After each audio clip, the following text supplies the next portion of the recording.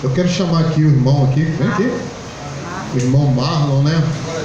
O diácono Marlon, que veio hoje, né, nos privilegiar com a palavra de Deus, né? Mais uma vez, né? Eu quero que Deus, né, abençoe a vida dele nesta manhã, né? E que use esse homem de Deus para falar conosco nessa manhã. Tá bom, meu irmão? Que Deus te abençoe, tá? Fique na paz, que Deus abençoe, em nome de Jesus. Tá? Aleluia. Bom dia, igreja, paz do Senhor Jesus. Amém? Como vocês estão? Opa, porque tem muita folha na minha Bíblia. Obrigado. Minha Bíblia é cheia de papel. Deixa por aí, por favor. Glória a Deus. Como o pastor disse, me chamo Marlon, congrego aqui no Ministério Tabernáculo da Fé, aqui em Ricardo Albuquerque, na rua Taquaruçu, número 5. E eu trago um abraço da minha liderança que me liberou para estar aqui, liberando uma palavra de Deus para a vida de vocês. E eu espero que o Senhor fale ao coração de vocês, que o Senhor falou comigo através dessa palavra. Eu gostaria de pedir os irmãos para estarem abrindo o Evangelho de João, capítulo 2. Aleluia.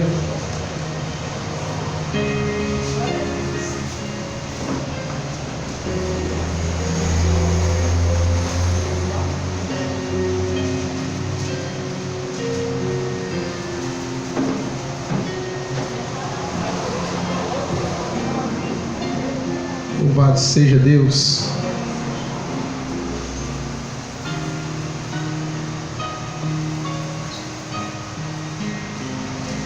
Amém? Ou misericórdia? A gente costuma brincar assim, amém ou misericórdia? Quando não acha, a gente fala misericórdia. Quando a gente acha o texto bíblico, a gente fala amém. Misericórdia ainda. Então a gente espera um pouquinho para todo mundo ler junto.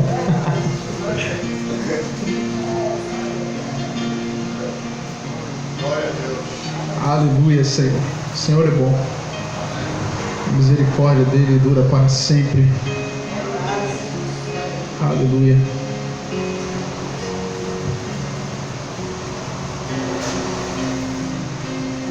Amém?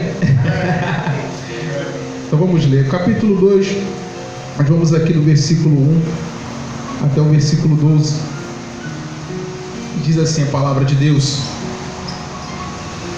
E ao terceiro dia fizeram-se umas bodas em Caná da Galileia, e estava ali a mãe de Jesus.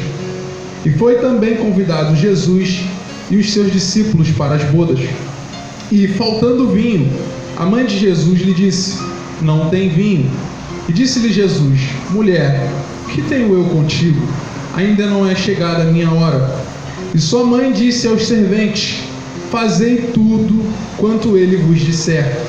E estavam ali postas 6 talhas de pedra para as purificações dos judeus, e em cada uma cabiam 2 ou 3 almudes. Disse-lhes Jesus: enchei de água essas talhas. E encheram-nas até em cima. E disse-lhes: tirai agora e levai ao mestre-sala. E levaram. E, logo que o mestre-sala provou a água feita vinho, não sabendo de onde viera, se bem que o sabiam os serventes que tinham tirado a água, chamou o mestre-sala ao esposo e disse-lhe: todo homem põe primeiro o vinho bom, e quando já tem bebido bem, então o inferior, mas tu guardaste até agora o bom vinho. Jesus principiou assim os seus sinais em Caná da Galileia e manifestou a sua glória, e os seus discípulos creram nele. Depois disso, desceu a Cafarnaum, ele e sua mãe, e seus irmãos e seus discípulos, e ficaram ali não muitos dias. Somente até aqui nós vamos ler. Vamos aplaudir a palavra de Deus, que a palavra de Deus é maravilhosa. Aleluia. Aleluia. Louvado seja Deus, porque Ele deixou para nós uma palavra tão gloriosa, que é essa palavra de Deus, que é a Bíblia inteira, que a Bíblia inteira ela é inspirada pelo Espírito Santo de Deus, e isso é maravilhoso. Isso é Deus permitindo ser revelado para nós. Isso é muito bom. Quando nós lemos a palavra de Deus, é o próprio Senhor falando conosco, é o próprio Cristo, como diz aqui em João 1, que o verbo era Deus e o verbo se tornou carne. E esse verbo é Cristo. Cristo é a palavra que virou carne. Cristo é a palavra viva, é a palavra que andou, é a palavra que falou e anda e fala até hoje nas nossas vidas através do Espírito Santo. Aleluia! E o Senhor, Ele me deu esse texto quando o pastor Jorge me convidou. Eu tinha recebido também um outro convite na semana passada. Aí eu fiquei em dúvida, porque o Senhor tinha me dado duas palavras, uma para um dia e outra para o outro. E aí o Senhor, como sempre Ele faz, Ele sempre confirma. E o Senhor confirmou que essa palavra aqui era para trazer para a igreja de cá e a outra palavra para trazer para a igreja de lá. Porque o Senhor, Ele nunca desampara os seus. Quando você se dispõe a fazer as coisas para Deus, você pode ter certeza que Ele vai te garantir. Porque nós não somos nada.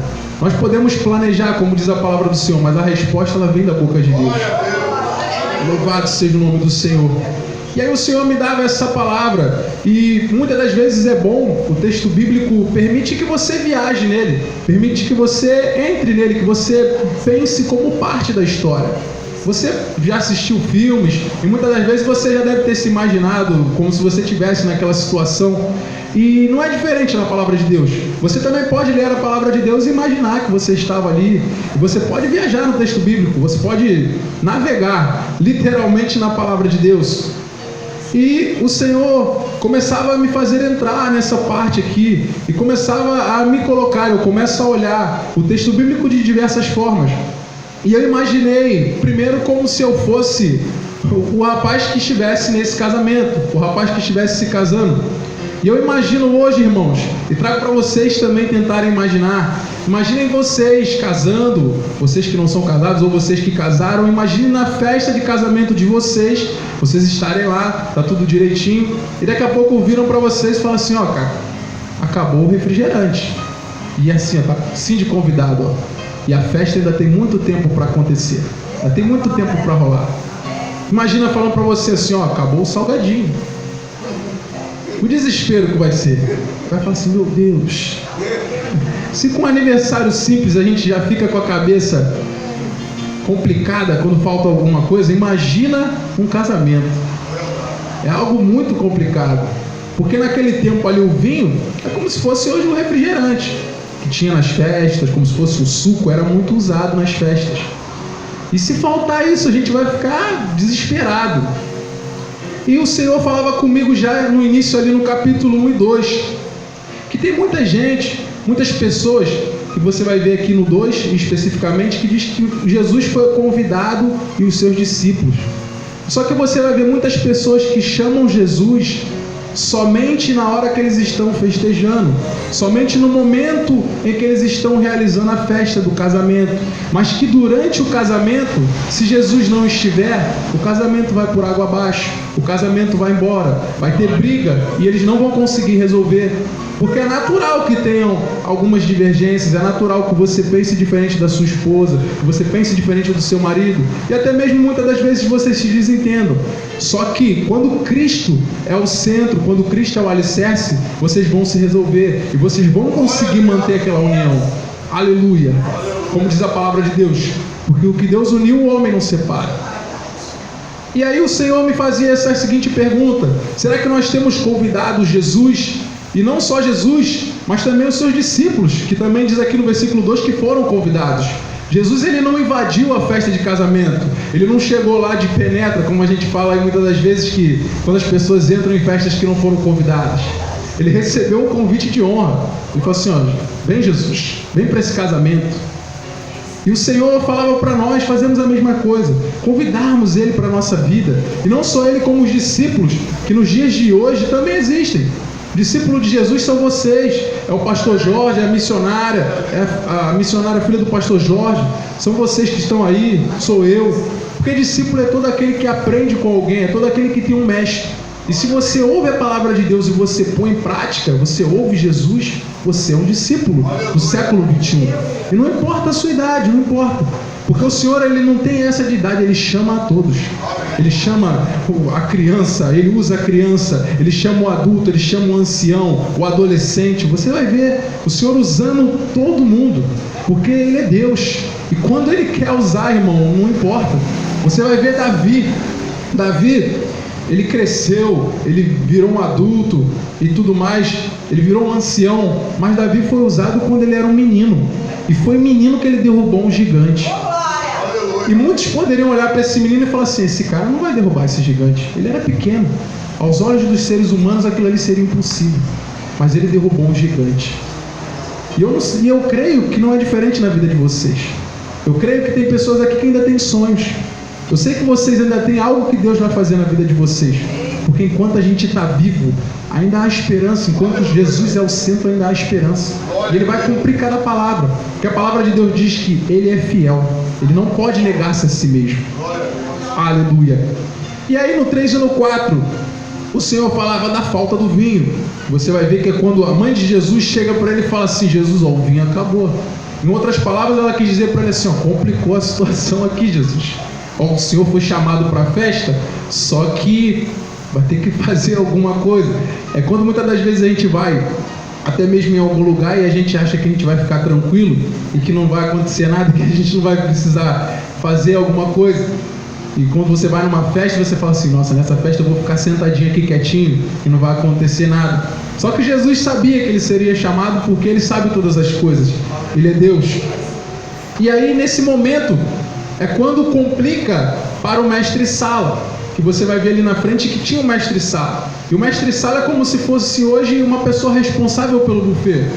É uma pessoa que deveria ter visto que o vinho não daria para aquele dia.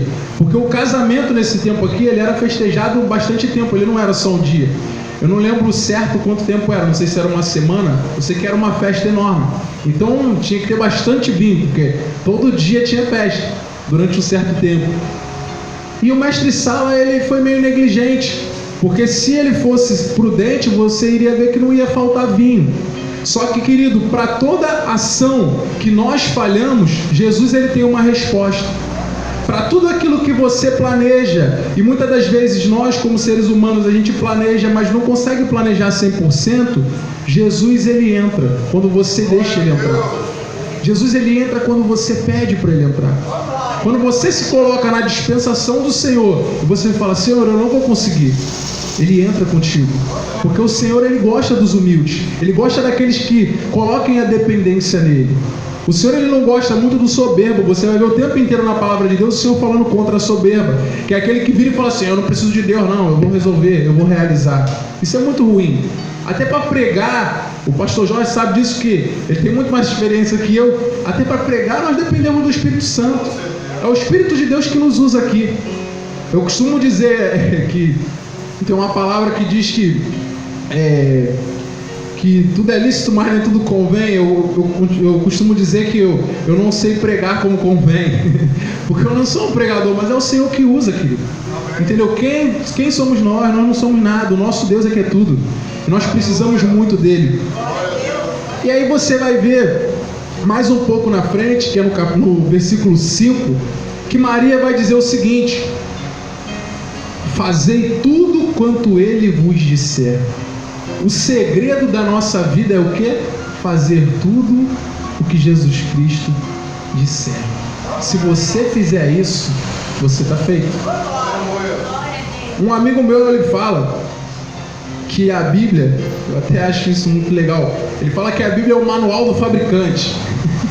E quando você compra um produto, se tem alguém que sabe melhor sobre aquele produto, seja um celular, seja um computador, seja qualquer produto, um móvel, é o fabricante, porque foi ele que projetou. Então ele sabe como deve ser montado, ele sabe todas as partes. E o Senhor não é diferente, porque nós somos feitura de suas mãos, nós somos criados por Deus. Então se tem alguém que sabe melhor sobre nós, é Deus. Eu não me conheço por completo, mas o Senhor me conhece. Vocês não se conhecem por inteiro, mas o Senhor conhece vocês, porque vocês são filhos de Deus, nós somos filhos de Deus. E o Senhor conhece cada um. Por isso o segredo é o quê? Colocar em prática o que Cristo está falando. Você vai ver por diversas vezes, você vai ver no Monte da Transfiguração isso acontecendo. uma voz vai dizer aqui: esse é meu filho amado, escute o que ele diz. Querido, a palavra que Cristo libera, ela tem poder. E se colocarmos em prática, tudo vai fluir. Muitas das vezes nós tentamos dar o nosso jeito, muitas das vezes nós tentamos fazer da nossa forma. E você pode ter certeza que na maioria das vezes não dá certo. Porque a gente acha que muitas das vezes nós somos autossuficientes. E a gente quer planejar tudo e falar assim: nossa, vai dar certo porque o plano está completamente pronto. Eu já ouvi, eu não lembro o nome do pastor, mas ele disse o seguinte: que quando o seu plano está completamente pronto, que você não dependeu nada de Deus, você pode ter certeza que esse plano não é de Deus. Porque em tudo nós temos que depender dele. Eu não me lembro o nome do pastor que falou isso, eu não sei. Mas ele disse isso e isso marcou a minha vida. E aí, querido, nós vamos para o versículo 6, que diz a respeito do almude, que ali tinham 6 talhas de pedra. Tinham 6 talhas. É tipo um recipiente onde poderia ser colocado água, onde poderia ser colocado algum líquido. E os judeus usavam para purificação, porque eles tinham a prática de se lavar antes de entrar num lugar, eles limpavam. E o almude, querido, ele era uma medida. Em alguns lugares ele se compara à medida, em outros chamam ele de um cesto, algo que você usa para medir outra coisa. Eu fiz uma pesquisa ali na internet e diz que essa medida ela variava de região para região, e que aqui no Brasil ela equivalia a quase 32 litros. É como se fosse uma unidade de medida como litro, entendeu? É uma forma de você colocar um líquido, só que diferente da que nós temos hoje. Hoje nós usamos o litro, naquele tempo eles usavam o almude para poder medir. E aí você vai ver que ali cabiam 3 ou 2, que está escrito aqui no texto bíblico. E aí a ordem que Jesus dá àquele povo é o seguinte: no 7 ele diz: enchei de água essas talhas. E encheram-nas até em cima, ou seja, até ali praticamente quase transbordar, bem na boca das talhas. E o que é muito interessante é que a maravilha desse texto, ela começa a ser explanada agora. Ela começa a vir agora a revelação de Deus para a nossa vida. Por quê? Querido, se você está numa festa e acabou o refrigerante, e alguém chega para você e fala assim: cara, enche de água essas garrafas, é coisa de louco. Você vai falar assim: nossa, se você não for pela fé, você vai falar: o que esse cara vai fazer?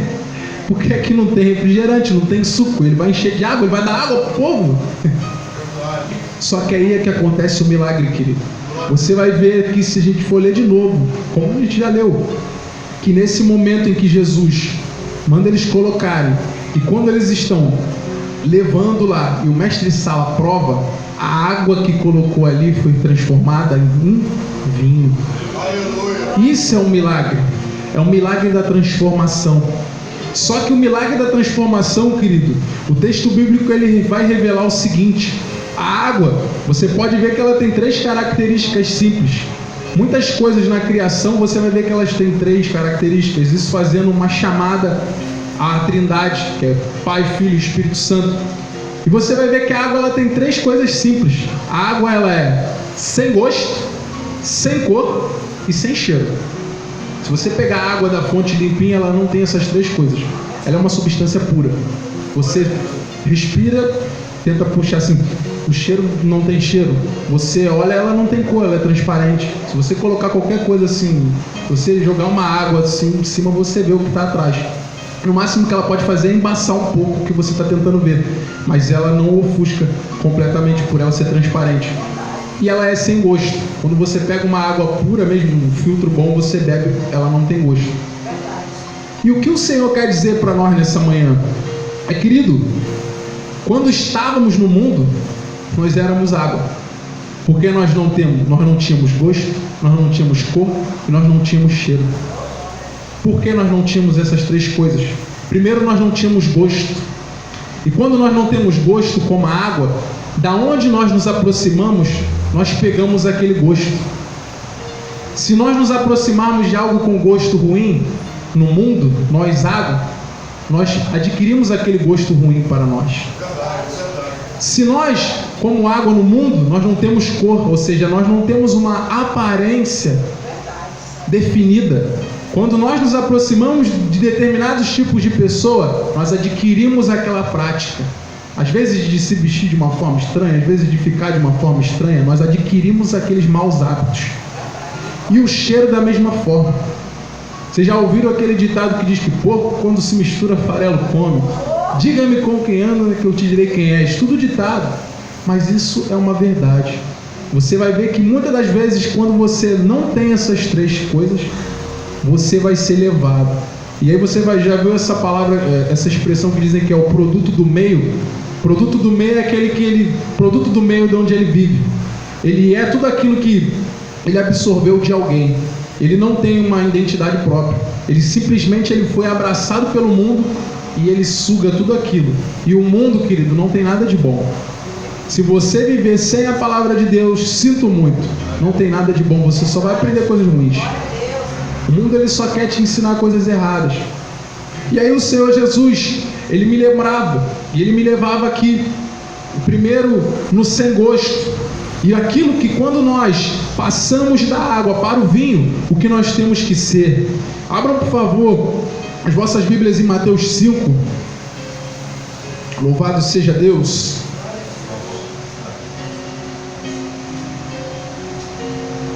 Engrandecido seja o nome do Senhor.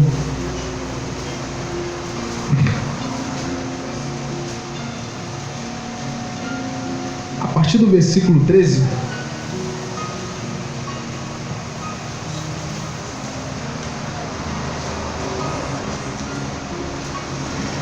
aleluia.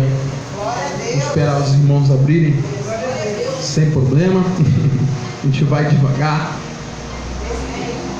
Aleluia. Oi, obrigado. Mateus 5:13. Aí podem deixar as Bíblias abertas aí, que depois a gente vai ler o 14 e o 16.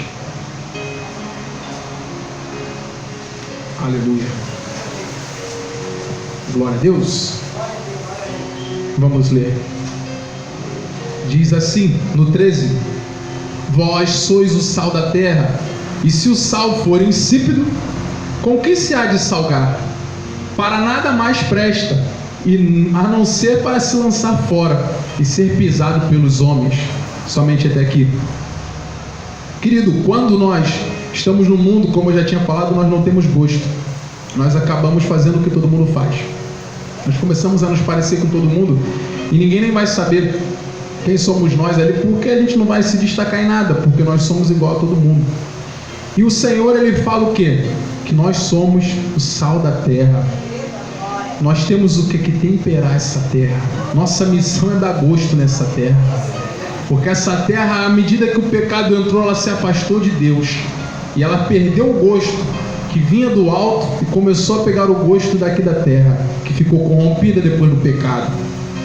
E o Senhor falava comigo, porque o sal, querido, você pode olhar uma coisa que é muito interessante no sal, que o sal ele não tem pretensão de aparecer por si só. O sal ele não tem pretensão de ser o primeiro. O sal ele não quer tomar as luzes para ele. Se você fizer o seguinte, você pegar um pouquinho de sal e você colocar na batata, e você pegar um pouquinho de sal e você colocar na carne, se você mastigar a carne, se você mastigar a batata, você vai ver que cada um tem o seu gosto. Se você botar o sal na batata e na carne, um não vai ficar com gosto do outro. A batata vai continuar sendo a batata, com gosto de batata, e a carne vai continuar com gosto da carne.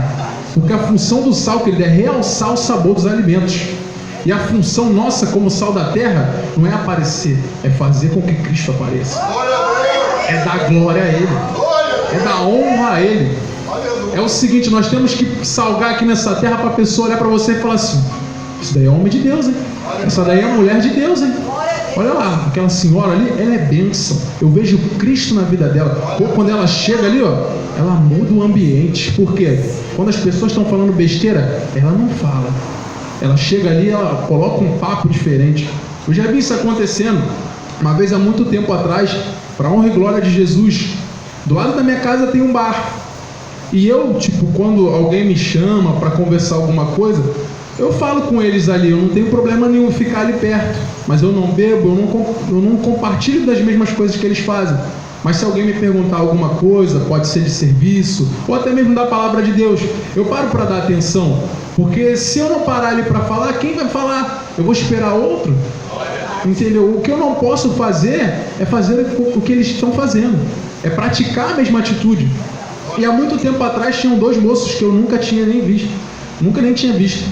Eles falaram que moravam por aqui, por perto, aqui na Mariópolis, e eles estavam com o carro no concerto, e eles começaram a conversar comigo ali mesmo perto, porque estavam ouvindo uma criança chorando em cima. Aí eu falei, não, ela é uma criança pequena, ela fica chorando assim mesmo de vez em quando. De vez em quando os pais não, a avó da criança coloca ela de castigo e ela começa a chorar. Eles estavam preocupados, achando que estava acontecendo alguma coisa.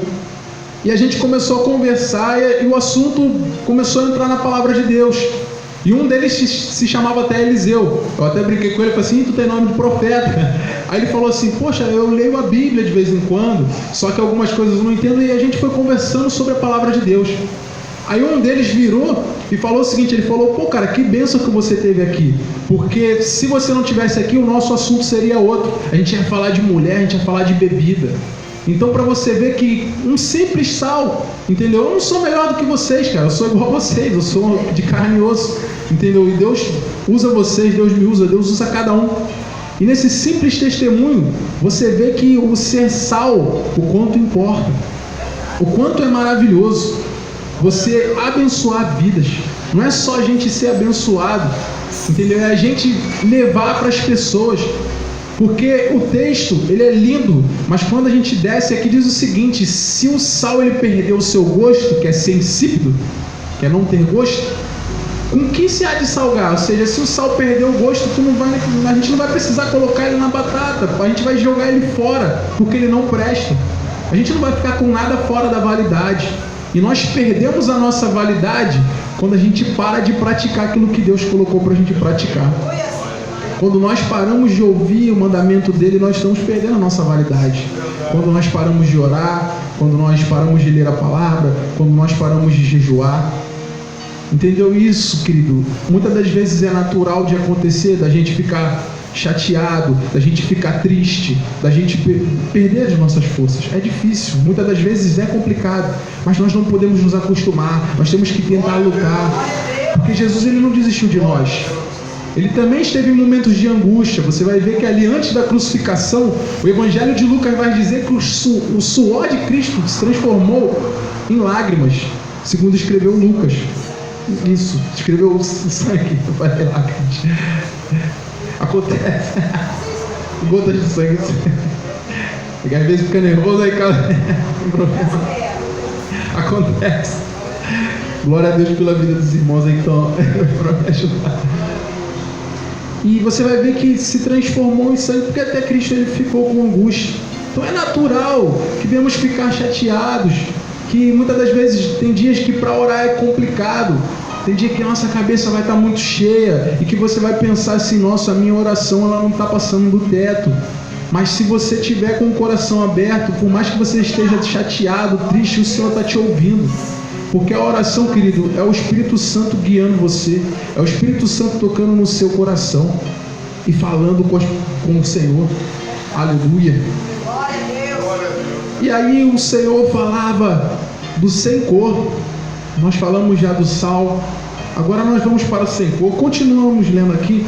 Vamos continuar lendo no 14, que diz: vós sois a luz do mundo. Não se pode esconder uma cidade edificada sobre um monte, nem se acende a candeia e se coloca debaixo do alqueire, mas no velador, e dá luz a todos que estão na casa. Assim resplandeça a vossa luz diante dos homens, para que vejam as vossas boas obras e glorifiquem a vosso Pai que está nos céus. Somente até aqui. Querido, a nossa aparência tem que ser de luz. A nossa aparência tem que ser luz. Porque se você pegar água e você colocar um corante nela, ela vai adquirir a cor do corante. Se você botar um corante verde, a água vai ficar verde. Se você botar um corante azul, a água vai ficar azul. E ela não tem, mais uma vez, ela não tem característica própria. O que você colocar ali, ela vai ficar com a cor. Mas nós não. Cristo diz que nós fomos transformados por vinho. O vinho, ele tem a cor própria dele. O vinho, ele tem o gosto próprio dele. E aí, nós temos que ser o quê? Luz do mundo. E mais uma vez, você vai ver o seguinte: a função da luz também não é aparecer. A função da luz é dar destaque a outro. Você não presta atenção numa propaganda que está apagada, mas quando a propaganda está acesa, você presta atenção. Você olha, caramba, e ali, está na promoção. Ali, ó, o rodízio tal, a pizzaria tal, ou roupa, ou móvel, está na promoção. Porque a intenção da luz é refletir outro. A intenção da luz é lançar alguém, é tornar visível algo. É tipo como se fosse você dar destaque a um alvo. A luz, ela aponta para alguém. E nós, sendo luz do mundo, nós temos que apontar para quem? Para Cristo. Nós temos que dar destaque a Ele. A honra e a glória dele, mais uma vez. Em todo tempo, em todo momento, você tem que apontar para Cristo. Alguém vai chegar para você e vai falar assim: nossa, como você é muito bom. Bom é Ele. Nossa, como você faz isso muito bem. Por causa dele. Nossa, você louva muito fulano de tal. Se não fosse ele, eu não ia ter essa voz. Uma vez até um pastor pregou, uma vez eu fiquei rindo, que ele usou esse exemplo também. E tinha uma menina que era levita e ela louvava muito bem. Aí ele falou assim mesmo de púlpito dele: se tirar a voz dela, acabou. Porque ele quis dizer que se ela não tivesse aquele dom que Deus deu, não vale de nada. Porque aquilo que nós conseguimos fazer de bom, aquilo que nós temos de excelência, vem do Senhor. Porque o dom vem dele. Aleluia! A glória é dele. E aqui nós temos 3 termos. Também, dependendo da sua versão, na minha é uma versão um pouco mais antiga. E ela vai dizer que era um alqueire,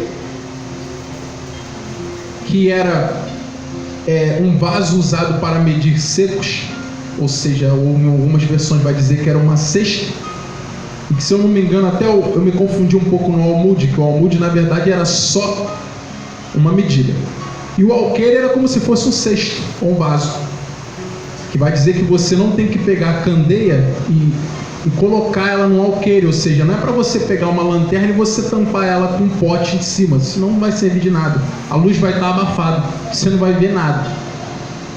Mas era o que? Para você colocar no velador. A luz fica numa candeia. Se você já assistiu aquele desenho do Aladim, a candeia é aquela lâmpada do gênio, aquela lâmpada que segura assim aquela lâmpada, é a candeia. E o velador é um suporte, como se fosse o suporte do abajur. Ele era um suporte, como se fosse uma mesinha. E o pessoal colocava a candeia ali em cima. Por quê? Para iluminar a casa, para iluminar o ambiente. E o Senhor, Ele nos coloca para iluminar esse mundo. E nós não podemos nos ocultar, nós não podemos nos esconder. Ele está contando conosco. Por isso que o Senhor vai falar que os tímidos, eles não vão herdar o reino. E Ele está falando aqui da timidez do seguinte, que te impede de viver a palavra,